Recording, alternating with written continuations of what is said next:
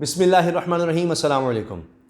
चीन और अमेरिका की लड़ाई शिद्दत इख्तियार करती चली जा रही है और अब मामला सिक्योरिटी काउंसिल तक पहुंच गया है। वहां भी दोनों आमने सामने नज़र आ रहे हैं।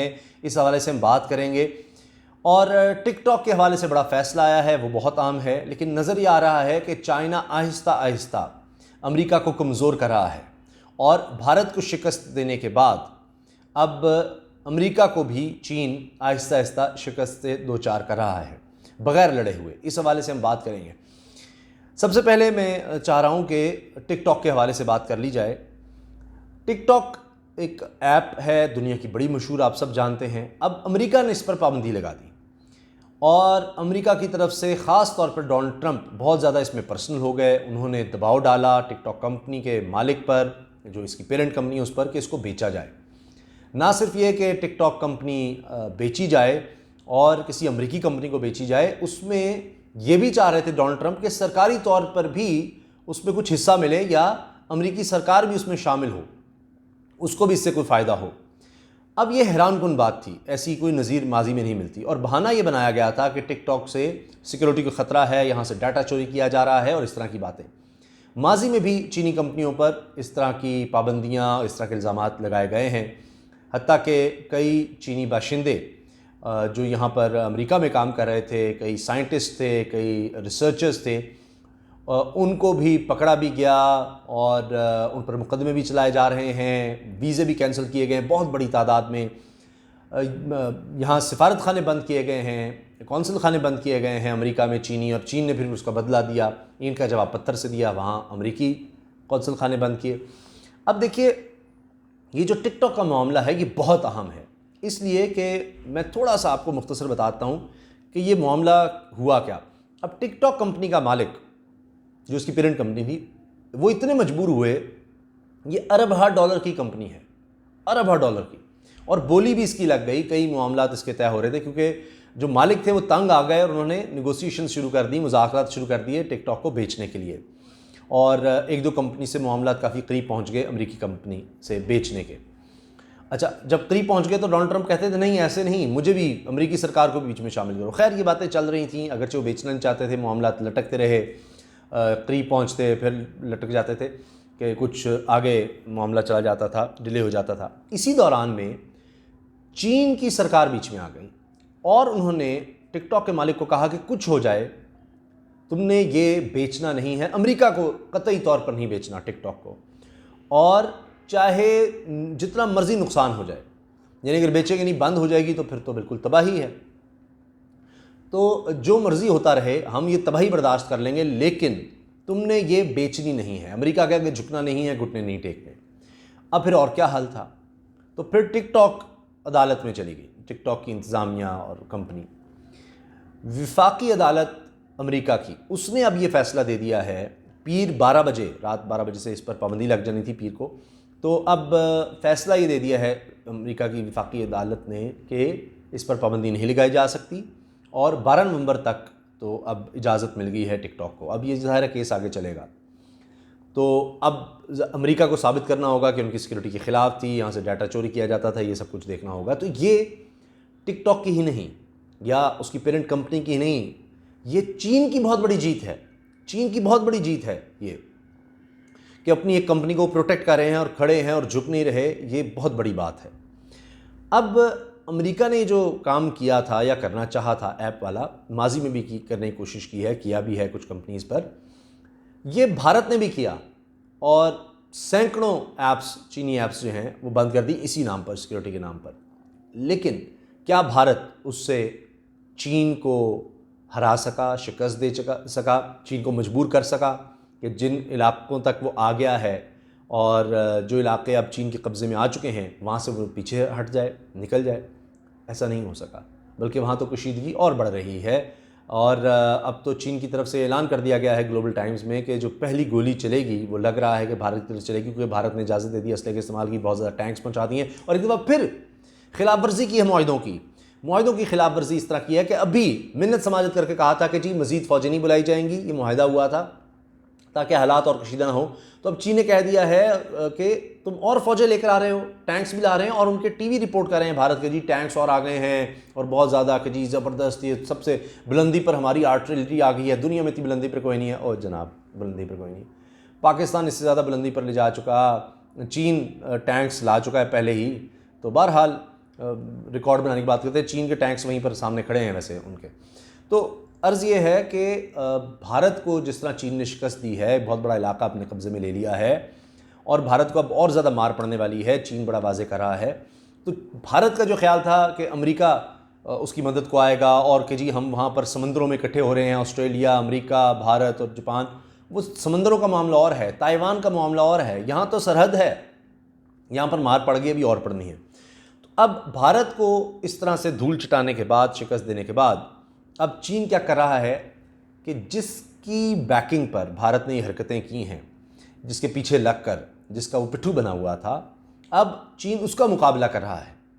अब आ जाते हैं सिक्योरिटी काउंसिल पे। ये बड़ा अहम फोरम है। अक़वाम मुत्तहिदा में डोनाल्ड ट्रंप ने फिर तनकीद की चीन पर, और ये वबा के हवाले से कि जी ये चीन पर तफ्तीश की जाए, ये वहाँ से फैला है, ये सब कुछ हुआ है।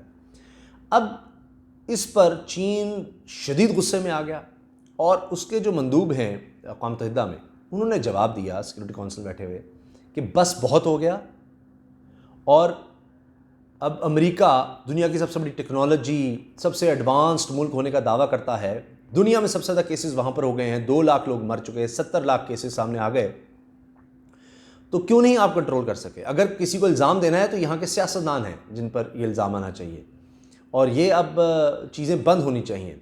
अगर कोई आलमी ताकत अपने आप को कहता है, बड़ी ताकत कहता है, उसको अपना तरीक़ाकार किरदार भी ऐसा दिखाना चाहिए। अब इस पर रूस ने हिमायत की है चीन की। रूस और चीन अब इकट्ठे नज़र आ रहे हैं। उनकी फ़ौजी ताकत को अगर मिला दिया जाए तो अमेरिका बहुत पीछे रह जाएगा। ये अमेरिका की बहुत बड़ी हार है। अब सिक्योरिटी काउंसिल में इतने शदीद अल्फाज का इस्तेमाल होना, इतने सख्त अल्फाज का इस्तेमाल होना कि वहाँ से जो अमेरिकी मंदूब थी उन्होंने भागने में खैरियत जानी और कहा कि जी ये यहाँ पर अहम मामलात की बजाय सियासत डिस्कस हो रही है, मुझे शर्म आ रही है सिक्योरिटी काउंसिल का हिस्सा बनते हुए, और वो जवाब सुने बगैर वहाँ से चली गई। और अब देखिए कि चीन और अमेरिका अब आमने सामने हो गए हैं, सीधे हो गए हैं, कोई डिप्लोमेटिक लैंग्वेज नहीं इस्तेमाल हो रही, बस बहुत हो गया, शदीद गुस्सा और वहाँ पर इजहार हो रहा है। तो अब ये चीन सिक्योरिटी काउंसिल में भी जाकर खड़ा हो गया है अमेरिका के ख़िलाफ़। उसने कहा बस बहुत हो गया, अब हम मज़ीद बर्दाश्त नहीं कर सकते। असल में हो क्या रहा है, अमेरिका क्यों इतना फ्रस्ट्रेट हो रहा है? ये वबा से पहले भी अगर देखें तो तिजारती जंग दोनों के दरमियान चल रही थी, चीन और अमेरिका के दरमियान। अमेरिका कहता था कि जी चीनी प्रोडक्ट्स यहाँ पर बिकती चली जा रही हैं, तो हमारी प्रोडक्ट्स चीन में इतनी नहीं बिकती, तो अब इतना ज़्यादा टैक्स बढ़ा दिया, इतना ज़्यादा टैक्स लगा दिया कि चीनी प्रोडक्ट्स यहाँ बिके ही ना, पाबंदियाँ लगाने वाली सूरत हाल कर दी, पाबंदियाँ अलग से लगा रहा था। फिर चीन ने अमेरिकी प्रोडक्ट्स पर इस तरह से काम करना शुरू कर दिया। आखिर करते करते फिर दोनों के दरमियान मुआहदे की तरफ मामला आया, मुआहदे की तरफ आया, लेकिन वो भी कोई उस तरह बेहतर तरीके से हल नहीं हो सका। फिर ये वबा का मामला आ गया। अब उसके बाद चीन की इकॉनमी दोबारा खड़ी हो रही है, लेकिन अमेरिका की उस तरह इकॉनमी खड़ी नहीं हो रही। अब हो ये रहा है कि चीन आहिस्ता आहिस्ता, जैसे कोई चैम्पियन होता है, एक रेनिंग चैम्पियन जो मौजूदा चैम्पियन हो, उसके मुकाबले पर अगर कोई खड़ा होता है, तो अगर मुकाबला होता है तो स्टेक्स या ज़्यादा दबाव वो पहले जो चैम्पियन है जो उस पर होता है, ना कि जो चैलेंज कर रहा है, कि वो तो भी बना ही नहीं चैम्पियन। और अगर बराबर भी मुकाबला हो जाए तो उसमें भी ऐसा लगता है कि जो पहला चैम्पियन था वो लूज़ कर रहा है, कि लग रहा है कि एक और खड़ा हो गया उसके ख़िलाफ़, उसके बराबर कोई आ रहा है। पहले तो उसको चैलेंज करना, उसमें दबाव आ जाता है चैम्पियन पर, और फिर अगर बराबर हो जाए तब तो अमेरिका का वो हिसाब है, वो कहता था जी हम सुपर पावर हैं, वाहिद सुपर पावर हैं, रशिया को हमने तोड़ दिया, और उसके बाद अब कोई मुल्क हमारी टेक्नोलॉजी का, हमारी इकोनॉमी का, सबसे बड़ी इकोनॉमी दुनिया की, हमारी टेक्नोलॉजी, फ़ौजी ताकत का मुकाबला नहीं कर सकता। अक़वाम मुत्तहिदा में सबसे ज़्यादा ताकतवर हम हैं, फंडिंग सबसे ज़्यादा हम करते हैं, और ये सब चीज़ें। मगर चीन ने जो स्ट्रेटजी अपनाई, आहिस्ता आहिस्ता बग़ैर बरह रास्त लड़े हुए आहिस्ता आहिस्ता कमज़ोर करता चला गया अमेरिका को। कमज़ोर इस तरह से कि ख़ुद को मजबूत किया। चाहे वो अरब ममालिक हों, वहाँ पर अगर आप देखें तो अमेरिका की ताकत आहिस्ता आहिस्ता कम होती नज़र आएगी आपको। अफ्रीका में चैलेंज करना शुरू कर दिया चीन ने, एशिया में चीन ने उसको चैलेंज करना शुरू कर दिया, अपने इकोनॉमी के लिहाज से आगे आया, दिफाई तौर पर आगे आया। वो दिफाई लिहाज से मैं आपको जल्दी से बता दूंगा, वो भी डिटेल बड़ी दिलचस्प है कि किस तरह चीन आहिस्ता आहिस्ता आगे आता चला गया है। कई मैदानों में तो वो बहुत पीछे छोड़ चुका है। खला में आप देखें, आप जिसको जो सिस्टम्स लगाए जा रहे हैं, सैटेलाइट्स का मुकाबला हो रहा है, उसमें भी चीन आगे जाता चला जा रहा है। तो अब ये फ्रस्ट्रेशन है अमेरिका की कि हमारा इन्फ्लुएंस कम हो रहा है। हत्ता कि एक बहुत बड़ी हार ये है अमेरिका की कि उसके एलाइज भी अब उस तरह उसके साथ नहीं खड़े। यूरोपियन यूनियन भी अमेरिका के साथ उस तरह नहीं है जिस तरह थी। अब ये तो अभी नहीं हुआ कि सब उसके एलाइज छोड़ के चीन की तरफ आ जाएं, लेकिन ये ज़रूर है कि वो अमेरिका से उस तरह अब उसके साथ नज़र नहीं आते, उससे थोड़ा सा पीछे हट रहे हैं। यही एक बहुत बड़ी चीज़ है और ये इस तरफ इशारा करती है कि चीन आहिस्ता आहिस्ता आगे आता चला जा रहा है, आगे आता चला जा रहा है। अब ये CPEC का भी मामला जो है आपके सामने है कि अमेरिका इसके ख़िलाफ़ है और बहुत सी बातें करता है। तो ये सारी सूरत हाल है। तो ये सिक्योरिटी काउंसिल में मामला पहुँचना, टेक्नोलॉजी में आहिस्ता आहिस्ता आगे आना, खला में उसको टक्कर देना। अब जहाँ तक असलहे की दौड़ है, चंद चीज़ें मैं आपके सामने रख देता हूँ। कुछ चीज़ों में अमेरिका आपको आगे नजर आएगा, लेकिन उसको जो करीब तरीन पहुँच रहा है। अब चीन और रशिया जो हैं वो देखिए कि बहुत करीब हो चुके हैं। भारत ने भी कोशिश की रशिया को अपने साथ खड़े करने के चीन के मामले पे, लेकिन वो ऐसा नहीं कर सका भारत। तो चीन और रशिया इकट्ठे खड़े हैं, ख़ास तौर पे अमेरिकी हेजेमनी के ख़िलाफ़।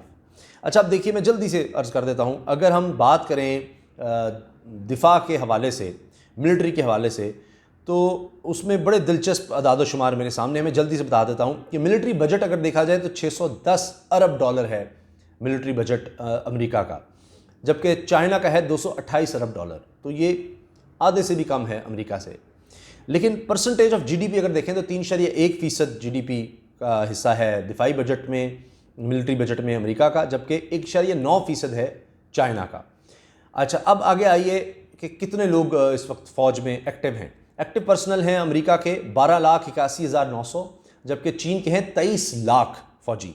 रिज़र्व में हैं अमेरिका के पास 8,11,000 और रिज़र्व में चीन के पास हैं 80 लाख रिज़र्व फोर्स है चीन के पास, और अमेरिका के पास 8,11,000। तो चीन के पास से 10 गुना ज़्यादा रिज़र्व में है।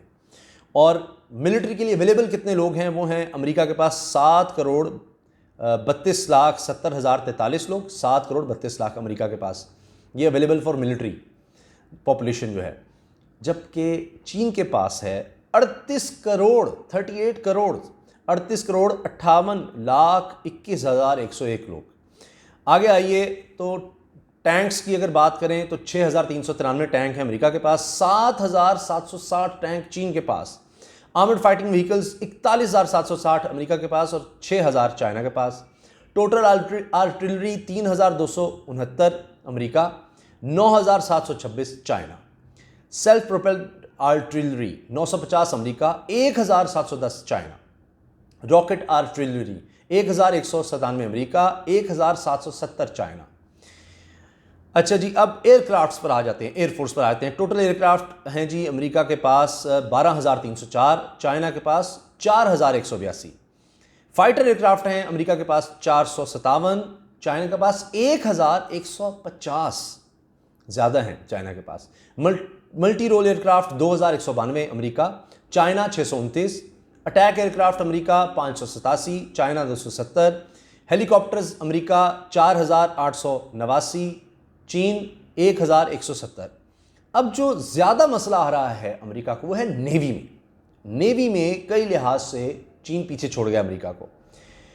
टोटल नेवल फोर्स देखी जाए, यानी उनके पास जो जहाज़ हैं, बहरी जहाज़ वगैरह और इस तरह की चीज़ें, उसमें अमेरिका के पास है 437 और चीन के पास है 780। एयरक्राफ्ट कैरियर्स अमेरिका के पास हैं 20, चीन के पास 2। डिस्ट्रॉयर्स हैं अमेरिका 85, चीन 36। फ्रीगेट्स कोई नहीं अमेरिका के पास, 42 चाइना, बल्कि 54 चाइना, 42 कॉर्वेट्स हैं यानी छोटे ये बहरी जहाज़। सबमरीन्स 71 हैं अमेरिका के पास और चीन के पास हैं 76। तो नेवी में ओवरऑल लग रहा है कि चीन बाजी ले जा रहा है और आहिस्ता करीब आ रहा है और कई चीज़ों में आगे निकल रहा है। मैंने वही बताया कि अभी भी अमेरिका ये कहता है कि जी हम टेक्नोलॉजी में और असलहे में और दिफाई सलाहियत हमारी चीन से आगे है, लेकिन चीन बड़ी तेज़ी से करीब आ रहा है, कई जगहों पर उसको पीछे छोड़ रहा है। चीन स्मार्टली प्ले कर रहा है और उस तरह के झगड़ों में नहीं पड़ रहा, और आहिस्ता आहिस्ता बग़ैर यानी बरह रास्त लड़ाई के, जंग के, अमेरिका से बरह रास्त जंग के, वो उसके इंटरेस्ट्स को, अमेरिका के इंटरेस्ट को कमज़ोर कर रहा है, अपना इन्फ्लुएंस दुनिया में बढ़ा रहा है और अमेरिका को आहिस्ता आहिस्ता पीछे धकेल रहा है।